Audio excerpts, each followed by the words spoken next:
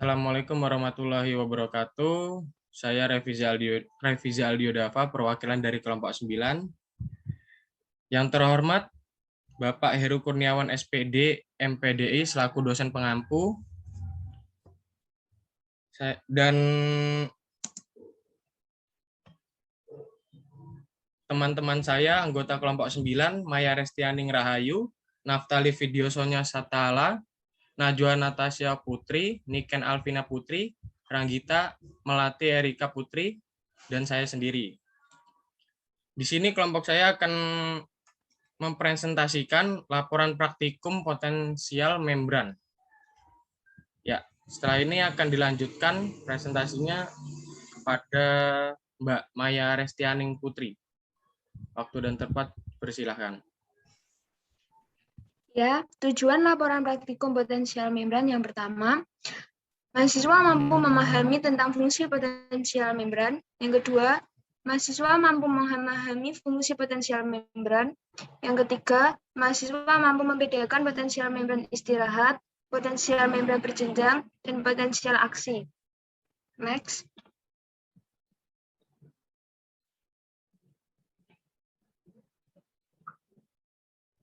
Dasar teori. Potensial membran adalah potensial elektrik antara dinding sebelah luar dan sebelah dalam dari suatu membran sel yang berkisar dari sekitar min 50 hingga min 200 mV. Sitoplasma.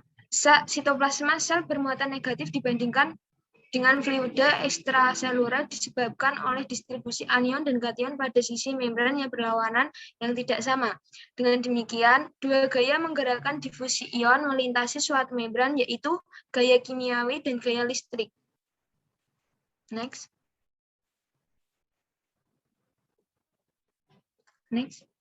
Alat dan bahan yang digunakan yaitu ada handphone, laptop, internet, YouTube, Google, dan paket data. Kemudian dilanjutkan oleh rekan saya selanjutnya. Definisi potensial membran. Potensial membran merupakan beda potensial elektrik antara dinding sebelah luar dan sebelah dalam dari suatu membran yang berkisar dari sekitar min 50 hingga min 200 mV. Menurut para ahli, setiap sel memiliki tegangan melintas membran plasmanya. Disebabkan karena adanya ketidaksamaan antara distribusi anion dan kation pada sisi membran yang berlawanan. Potensial membran bertindak seperti baterai, yaitu suatu sumber energi yang memengaruhi lalu lintas semua substansi bermuatan yang melintasi membran. Karena di dalam sel itu negatif dibandingkan dengan di luarnya, potensial membran ini mendukung transport pasif kation ke dalam sel dan anion keluar sel. Perubahan lingkungan dapat memengaruhi potensial membran dan sel itu sendiri, seperti contohnya depolarisasi dan membran plasma diduga memicu apoptosis. Polarisasi, kondisi saat membran sel syaraf kembali ke fase istirahat atau tidak menerima rangsangan. Next. Sama halnya dengan sel tubuh. Sel syaraf dan otot memiliki potensial membran yang berkaitan dengan distribusi ion-ion tubuh yang tidak merata dan perbedaan permeabilitas antara ion Na+ dan K+ dan anion besar intrasel. Fluktuasi potensial potensial aksi. Hal ini yang dapat menyebabkan terjadinya kontraksi otot skelet. Untuk selanjutnya akan dilanjutkan oleh Naftali Sonya. Jenis-jenis potensial membran. Potensial membran istirahat. Potensial membran istirahat merupakan potensi membran yang relatif statis dari sel diam, berlawanan dengan fenomena elektrokimia spesifik yang disebut potensial aksi dan potensial membran bertingkat. Mekanisme utama untuk mempertahankan potensi istirahat melintasi membran sel hewan yaitu diantaranya adalah Na+, K+ min AT pas, serta efek difusi ion yang terlibat, terlepas dari dua yang terakhir, yang terjadi pada sel yang dapat bergerak. Tegangan membran pada sebagian besar sel yang tidak dapat dieksitasi juga dapat mengalami perubahan sebagai respon terhadap rangsangan lingkungan atau intraseluler. Next. Adanya potensi istirahat adalah karena perbedaan permeabilitas membran untuk ion kalium, natrium, kalsium, dan klorida, yang pada gilirannya dihasilkan dari aktivitas fungsional berbagai saluran ion, pengangkut ion, dan penukar.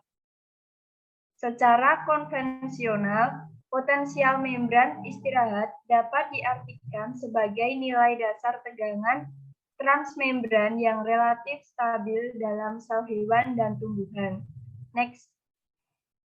Di dalam kasus potensial membran istirahat melintasi membran plasma sel hewan, sebuah gradien kalium ditetapkan oleh Na+, K+-AT+ yang mengangkut dua ion kalium di dalam dan perubahan lokal potensial membran yang terjadi dalam berbagai tingkat kekuatan terjadi akibat adanya depolarisasi oleh sel membran yang menyebabkan potensial pada sedikit menjauhi potensial normal atau saat membran istirahat di mana perubahan tersebut terjadi melebihi ambang potensial aksi.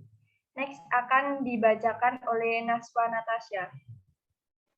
Potensial berjenjang, perubahan lokal potensial membran yang terjadi dalam berbagai tingkat kekuatan terjadi akibat adanya depolarisasi oleh sel membran yang menyebabkan potensial pada sedikit menjauhi potensial normal atau saat membran istirahat di mana perubahan tersebut tidak melebihi ambang potensial aksi.